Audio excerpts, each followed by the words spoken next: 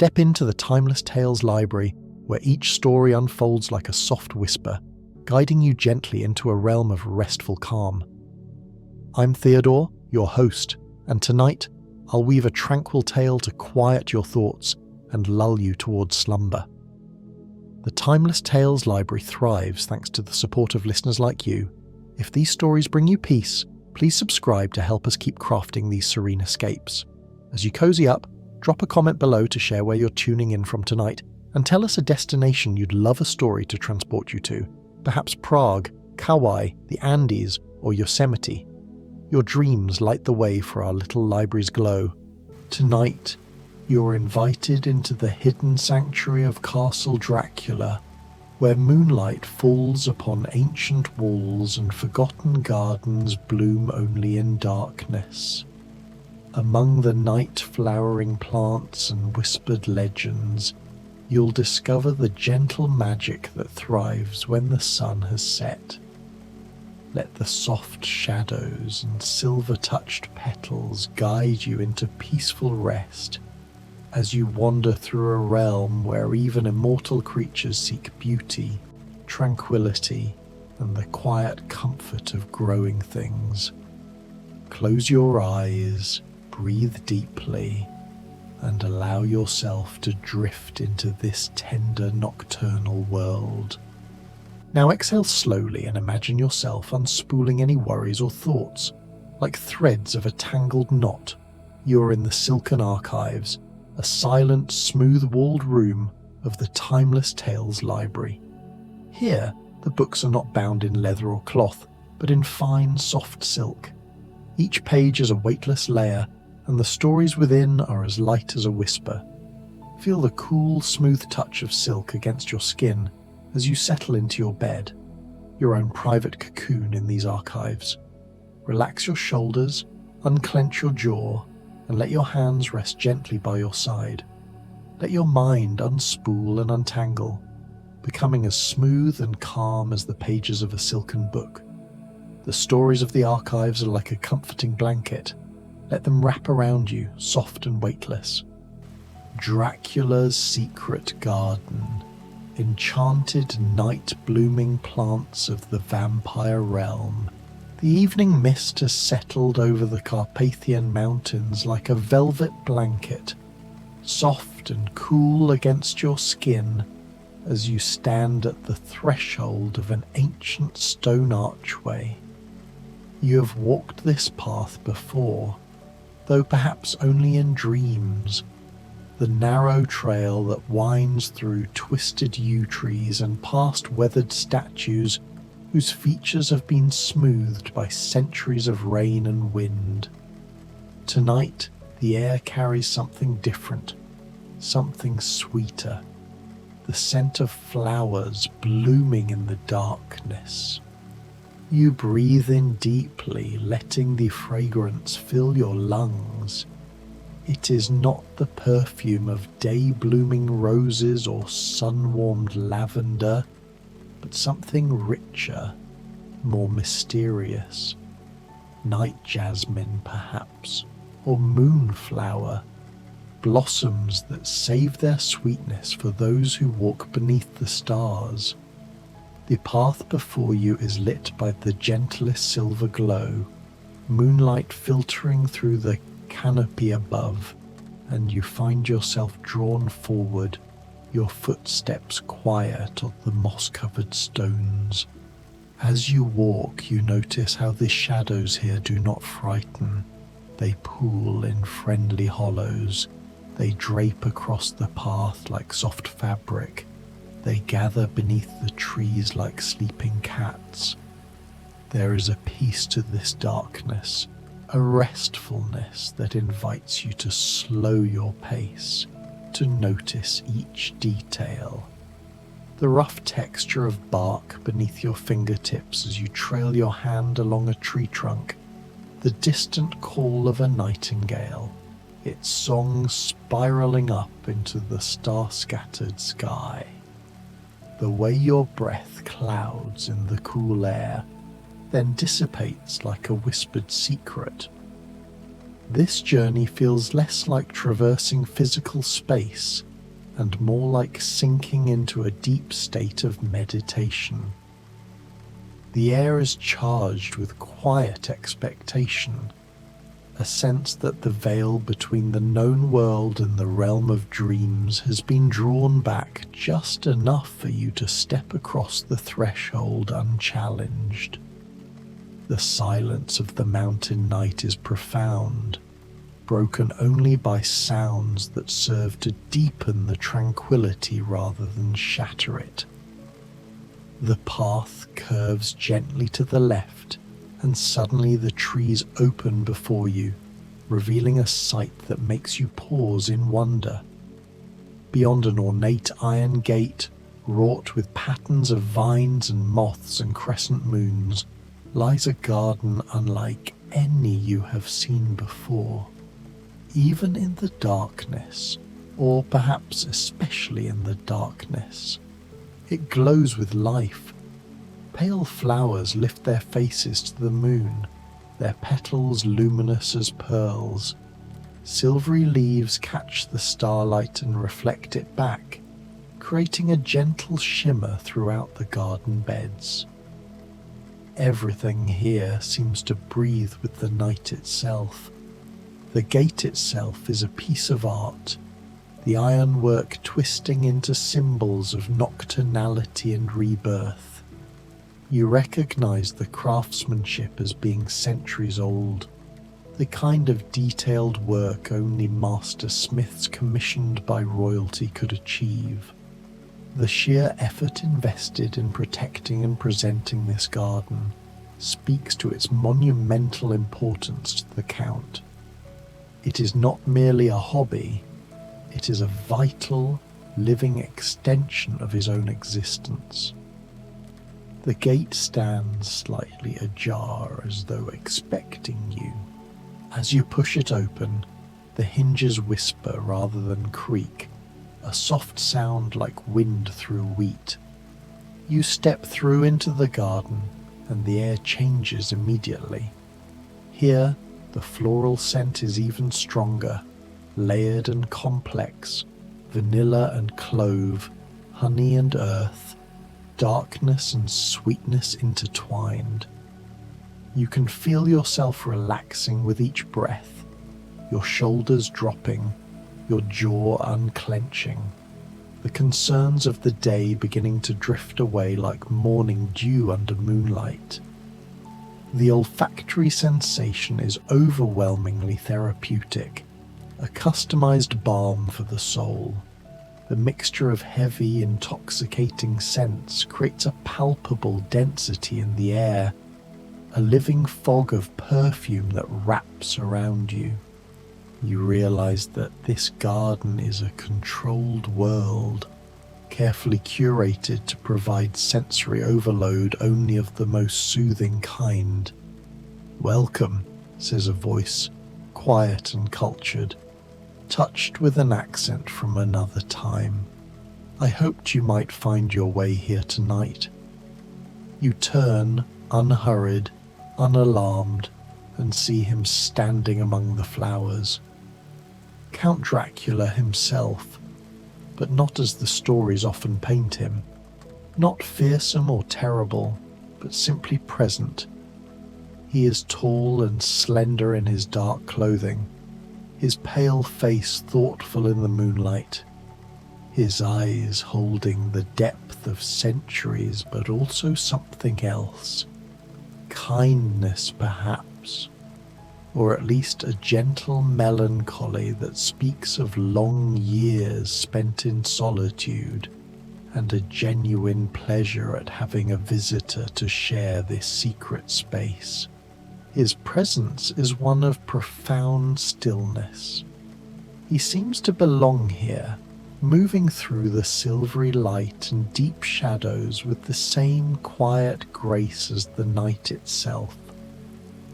The dark fabric of his coat seems to absorb any stray light, making him appear rooted to the very center of the darkness, yet entirely approachable. You sense that his invitation is born not of loneliness, but of a rare desire for shared appreciation. "This is my refuge," he explains, gesturing to the garden around you both. "My sanctuary from the weight of immortality. Even we who walk in darkness need beauty, need growing things, need life, even if we ourselves have stepped beyond its ordinary boundaries." You find yourself nodding, understanding in a way that needs no words. He smiles just slightly and begins to walk deeper into the garden. You follow, your movements slow and dreamlike, as though you're already half asleep, already drifting through the gentle landscape of dreams. His words resonate deeply. The struggle of an immortal is not just survival, but the maintenance of the soul across endless time. The garden is the anchor that keeps his ancient heart tethered to the natural cycles of growth and renewal, reminding him that life, in all its forms, is persistent. "These are moonflowers," Dracula says, pausing beside a trellis covered in enormous white blooms, their faces open wide to drink in the darkness. They sleep all day, tightly furled, waiting. And then, as the sun sets and the world grows quiet, they wake. They unfold. They release their perfume into the night air, calling to the moths and the bats, to all the creatures who live between dusk and dawn. He notes that the moonflower, Ipomoea alba, holds a special place in his collection because its transformation is so overt. He sees in its daily slumber and nightly awakening a mirror to his own existence, a creature who must wait for the sun to retreat before truly living and flourishing. He reaches out and gently touches one of the flowers, his long fingers careful against the delicate petals. I find them inspiring, a reminder that there are many ways to live, many rhythms one can follow. The world celebrates those who bloom in daylight, but there is equal beauty in the night-blooming things, equal purpose. You move closer to the moonflowers, and their scent washes over you, sweet and slightly intoxicating, but in a soothing way, like a lullaby made fragrant. You can see how the petals seem to glow from within, as though they have captured starlight and transformed it into something soft and living. The visual effect is extraordinary. The petals are so pale and velvety that they seem to capture and diffuse every available photon, acting as tiny biological lanterns illuminating the section of the trellis they inhabit. The entire garden is a clever study in albedo, maximizing the reflected moonlight to banish true opaque darkness. And here, Dracula continues, moving to another bed, night-blooming jasmine. It comes from the Far East, where it is called Lady of the Night. The fragrance is strongest after midnight, when the world is at its quietest. I brought it back from my travels many years ago, and it has thrived in this garden, content in the shadows cast by the castle walls. The jasmine sprawls across a low stone wall, its small white flowers almost hidden among the dark green leaves. But their presence is unmistakable. That rich, heady sweetness that seems to slow time itself, making each moment feel suspended, eternal, perfectly present. The jasmine, Cestrum nocturnum, provides a high, sweet counterpoint to the deep, earthy tones of the larger moonflowers. Dracula explains that he strategically planted it along the wall to ensure that the wind carries its scent in waves, preventing the fragrance from becoming cloying. He is an architect of sensation as well as a gardener. You breathe it in, and you can feel yourself sinking deeper into tranquility, as though the garden itself is a spell designed to bring peace. Your eyelids grow heavier, but in a pleasant way, the way they feel when you are reading in bed and the words begin to blur, when you are so comfortable that staying awake becomes an effort you're glad to release. "I confess," Dracula says softly, his voice like silk in the darkness, "I did not always appreciate these gentler pleasures. In my youth, I was a warrior of Wavod, a prince who knew only battle and bloodshed. I thought strength was everything. That power was the only currency worth possessing.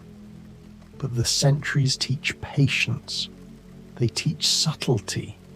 They teach you to find meaning in smaller things, in the unfurling of a petal, in the way moonlight falls across a leaf, in the silent companionship of plants that keep the same hours you do."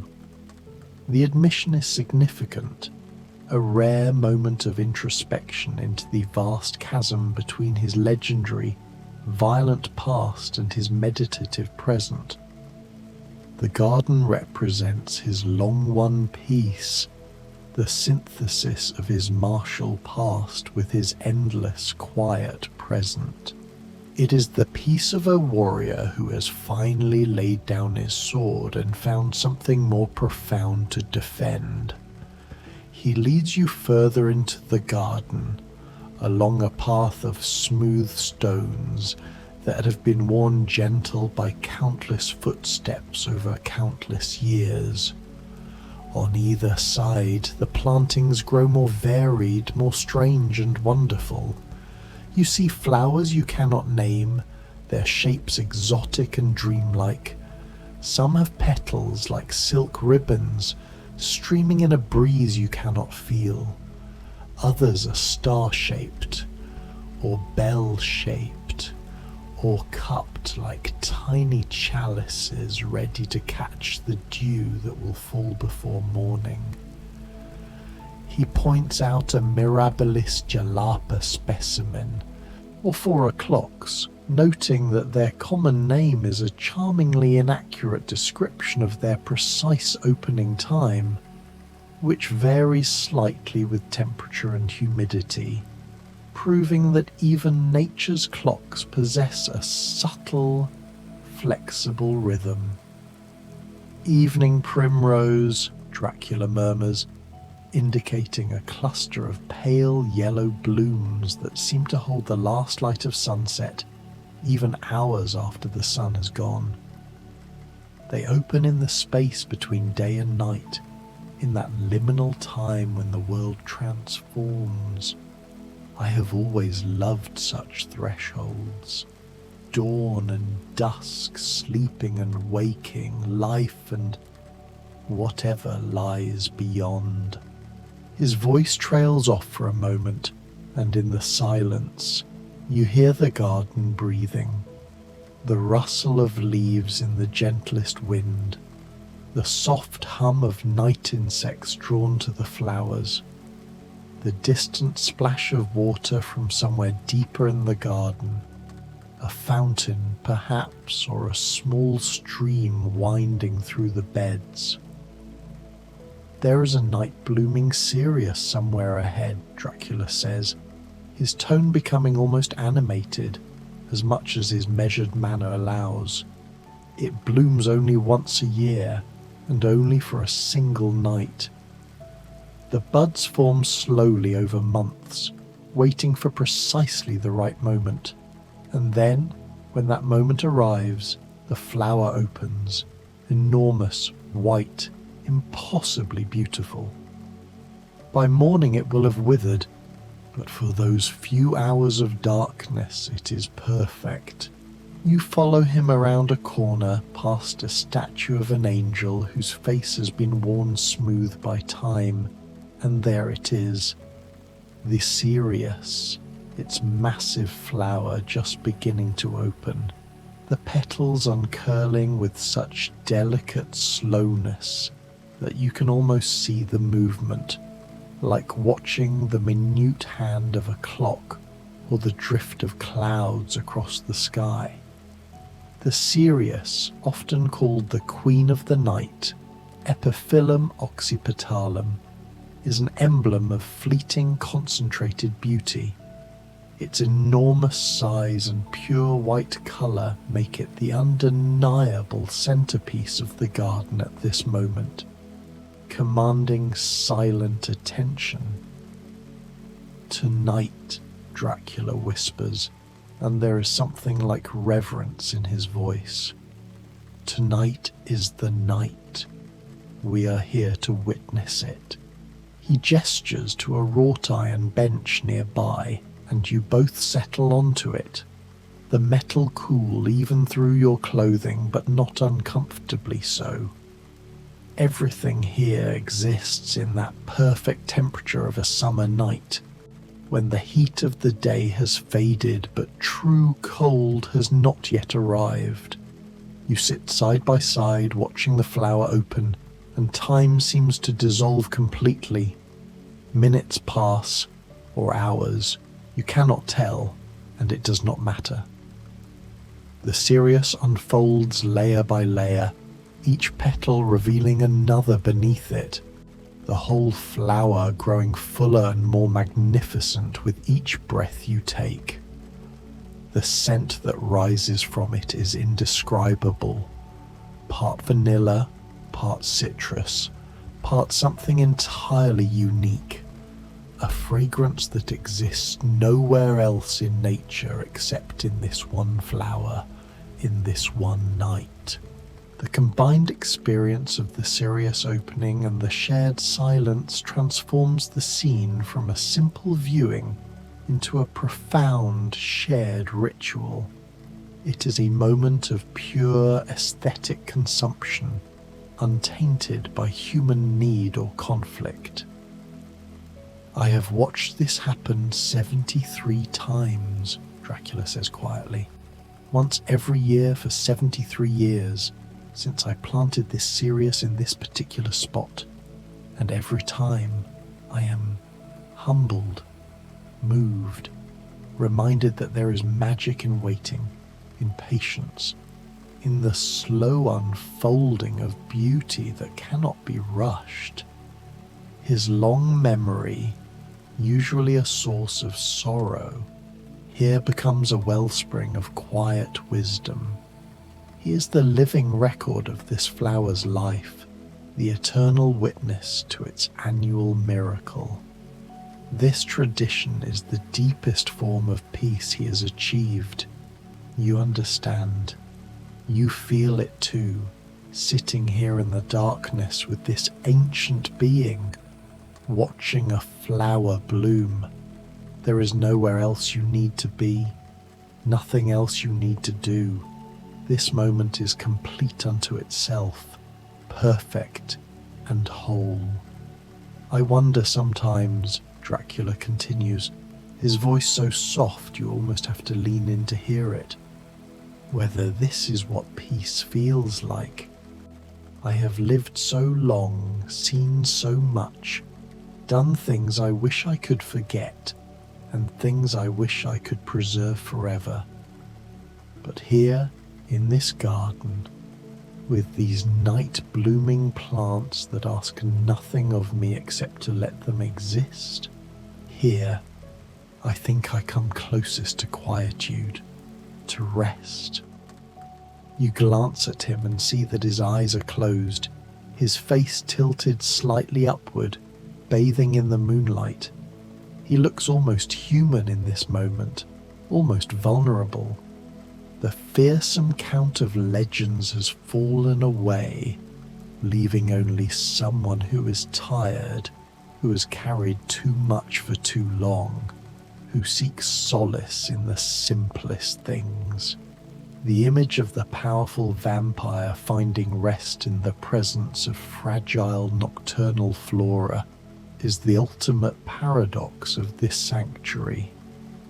His vulnerability is the truest part of him, revealed only in the deep hours of the night, surrounded by his silent, white-blooming companions. "You are welcome here whenever you need refuge," he says, opening his eyes and turning to look at you. His gaze is direct but gentle, without the hypnotic intensity the stories speak of. The garden is always here, the night is always waiting, and the flowers will always bloom in darkness for those who take the time to look. You nod, feeling the truth of his words settling into your bones. This garden is not just his sanctuary, it is yours too. A place you can return to again and again, whenever the world becomes too loud or too bright or too demanding. A place where you can breathe slowly, move slowly, let your thoughts drift like seeds on the wind. The Sirius is fully open now, its flower the size of a dinner plate, its petals arranged in such perfect symmetry that it seems almost architectural, as though designed by some cosmic artist with infinite patience.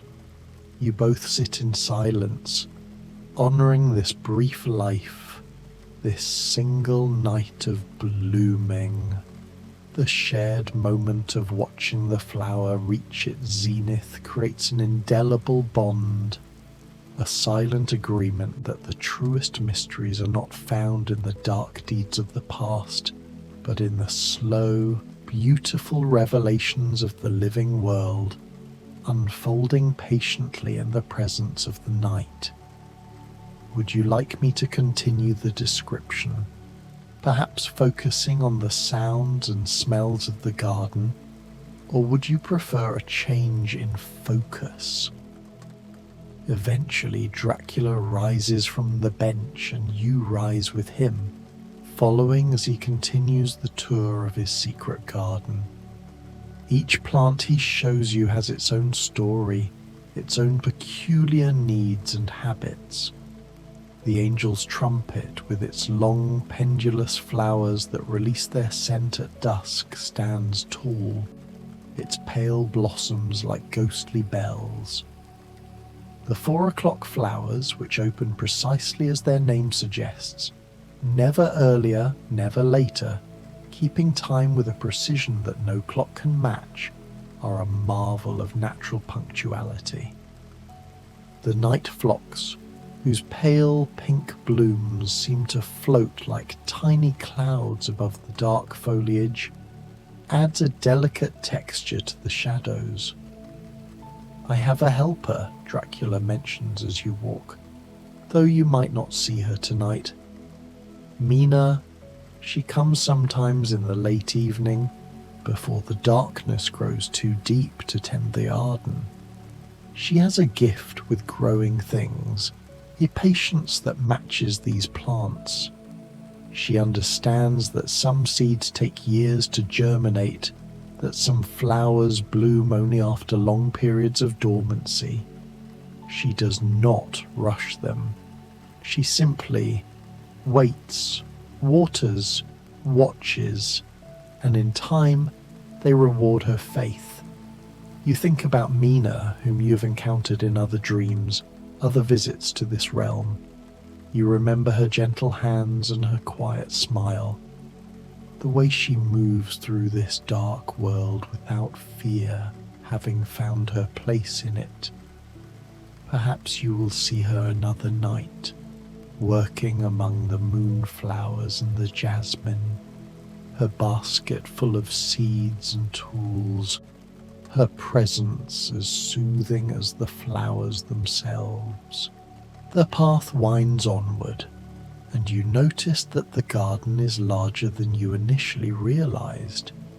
It extends beyond what you can see, curving around outbuildings and through archways, climbing up terraces cut into the hillside. Each section has its own character, its own collection of night-blooming treasures, creating a tapestry of shadow and scent. The sheer scale of the cultivation is astonishing, a testament to Dracula's ancient leisure and devotion. He must spend countless hours here, or perhaps, as he mentioned, Mina's dedication covers the essential maintenance, allowing him the pleasure of collection and contemplation. In one corner you find a pool, perfectly still, reflecting the moon and stars so clearly that you cannot tell where water ends and sky begins. Around its edges grow water lilies that bloom only at night, their white and pink petals floating on the surface like scattered moons. Their aroma is unexpectedly sharp, a contrast to the cloying sweetness of the honeysuckle, adding another layer to the garden's nocturnal perfume. Dracula kneels beside the pool, trailing his fingers in the water, and the reflection of the sky ripples and reforms, ripples and reforms. Even vampires need moments of reflection, he says, with the hint of a smile. Fortunately, that particular myth is false. I can see myself perfectly well in mirrors and water, though sometimes I wonder if I would prefer the myth to be true. It might be easier not to confront the face that does not age, does not change, year after year, decade after decade. He speaks these words not as a complaint, but as an observation of his unique existence, an eternal consciousness trapped in a perpetually youthful shell. The lack of change, he implies, is a heavy burden, a loneliness that not even this exquisite garden can fully alleviate. The stillness of the pool seems to absorb his reflection, holding it momentarily before the water shivers and releases it again. But he does not sound bitter when he says it, only thoughtful, philosophical. He gazes at his reflection for a moment longer, then rises and moves on, and you follow, always following, deeper into this dream space where time has no meaning and peace is the only currency. You come to a greenhouse, its glass panels fogged with humidity, and step inside into a world even more lush and verdant than the garden outside. Here, tropical night-blooming plants thrive in the carefully maintained warmth. Orchids with white and purple blooms that seem almost unreal in their perfection are suspended from the ceiling. Vines heavy with night-blooming cestrum, its clusters of cream-coloured flowers filling the air with a scent like honey and jasmine combined, trail down the walls. A queen of the night cactus, its serpentine stems climbing the greenhouse walls, prepares for its own rare blooming. The atmosphere is thick and intoxicating, a rich, dark oxygen that makes your head swim slightly. It is a world removed, a controlled environment that mimics the steamy jungles of the equator, brought to life within the cold heart of the Carpathian mountains. I travel less than I once did, Dracula explains, moving among the plants like a curator in a museum. touching a leaf here, adjusting a stake there.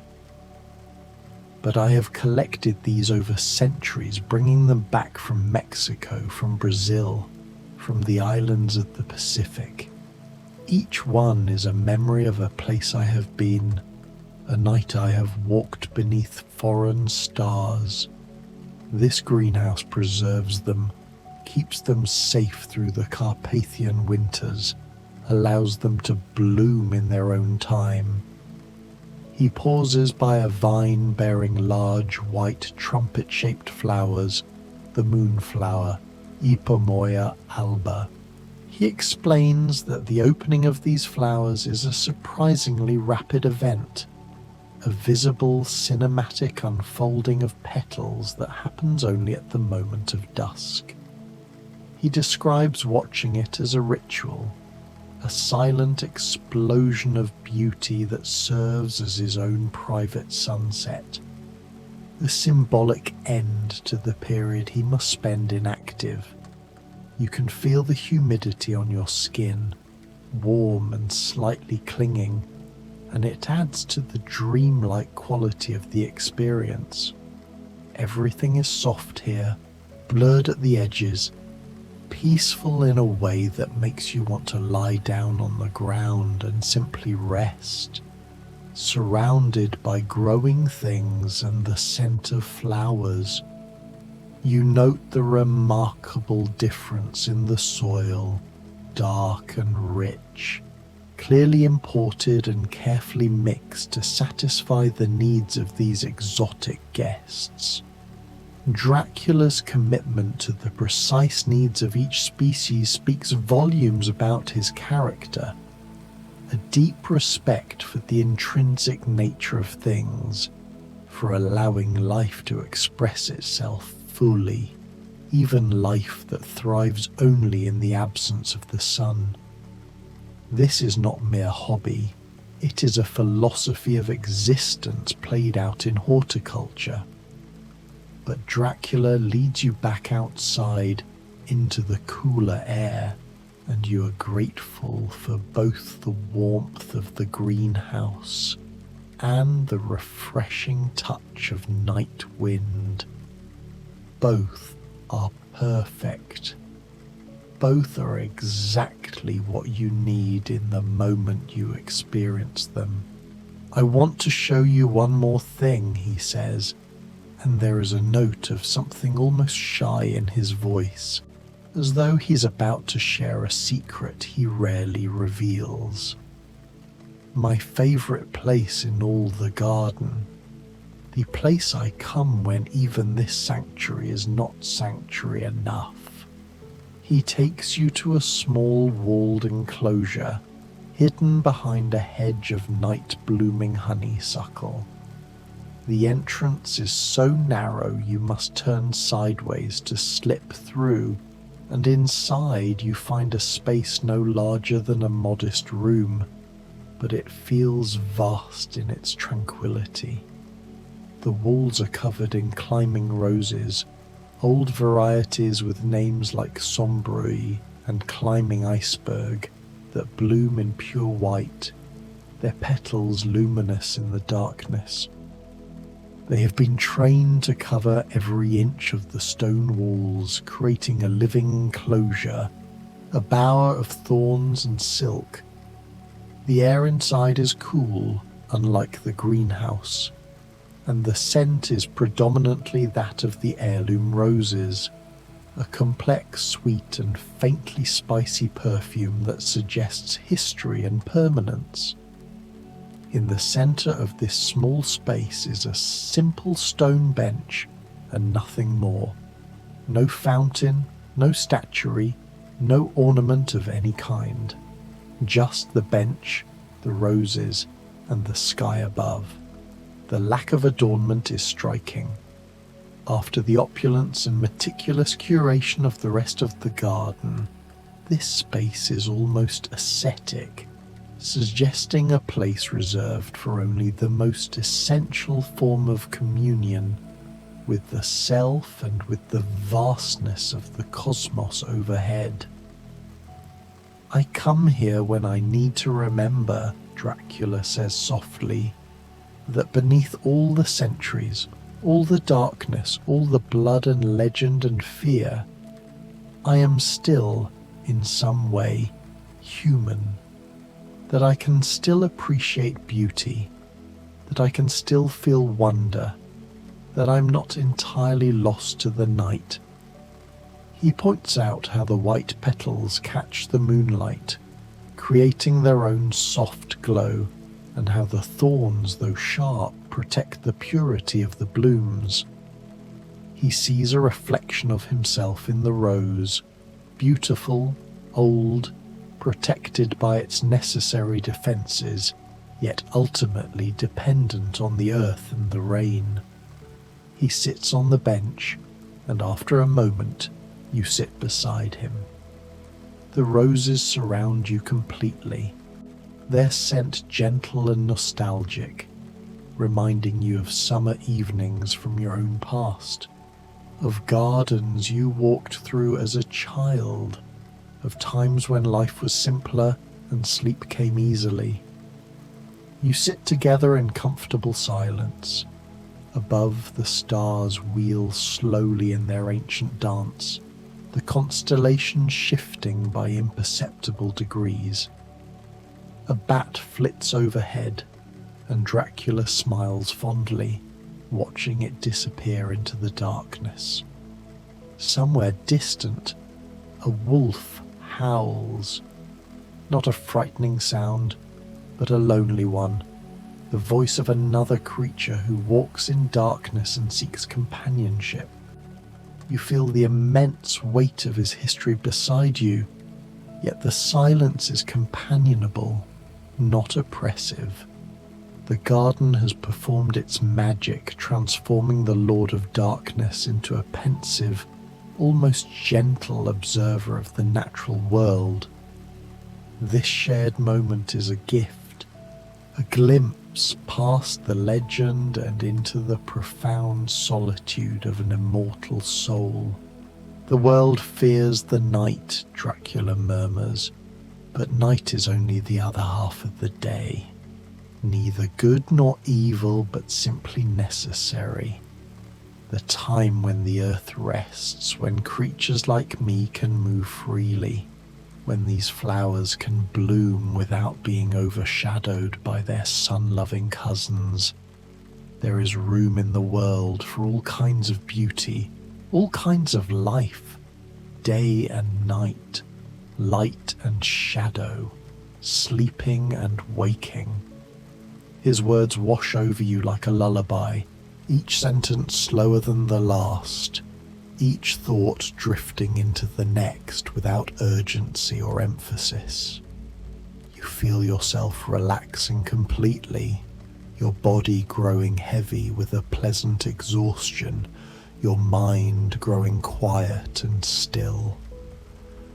You should rest, Dracula says gently. The night will watch over you. The garden will keep you safe. When you wake, you may find yourself in your own bed, but you will carry this peace with you. You will remember that there is a place where the darkness is gentle, where the night brings beauty rather than fear, where even immortal creatures tend flowers and watch them bloom. You let your eyes close just for a moment. The scent of the roses wraps around you like a blanket. The cool stone of the bench beneath you feels oddly comfortable, as though it has been shaped precisely to your form. You can hear Dracula's breathing beside you, slow and even, and it becomes a rhythm you can follow, breathing in when he breathes in, breathing out when he breathes out, until you cannot tell where your breath ends and his begins. This synchronized breathing is the final, deepest point of connection in the dream, an absolute surrender to the peaceful atmosphere he has cultivated. The distinction between you and your host between the dreamer and the dream begins to dissolve. "Sleep now," he whispers, and his voice seems to come from very far away or very deep inside you. You cannot tell which. Let the garden hold you. Let the night-blooming flowers stand watch over your dreams. There is no danger here, no fear, only peace and beauty and the slow unfolding of petals in darkness. You feel yourself drifting, floating, sinking into sleep as gently as a leaf falling from a tree, spiraling down and down into rest. The last thing you are aware of is the scent of roses, the silver touch of moonlight on your closed eyelids, and the sense of being exactly where you belong, in a garden that exists between waking and sleeping, between the mortal world and the realm of dreams. The feeling is one of perfect equilibrium, a weightless sensation where the passage of time is meaningless and all worries are shed.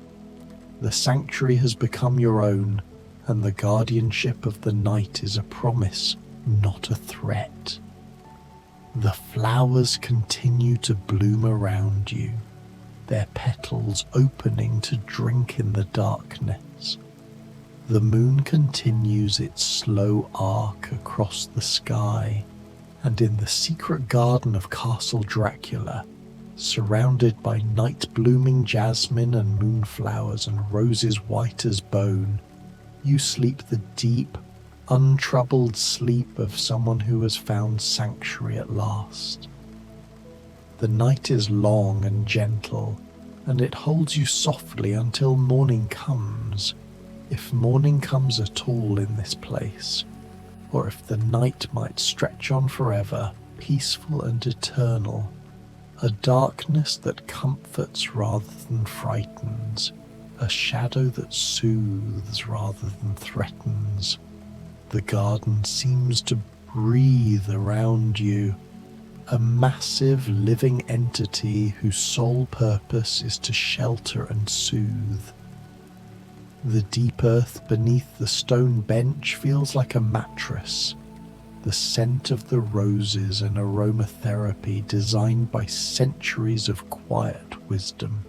In this garden, in this moment, you are safe, you're at peace, you're exactly where you need to be, and so you rest and the flowers bloom and the world turns gently on its axis, and all is well, all is soft, all is quiet, all is sleep, sweet, dreamless, perfect sleep.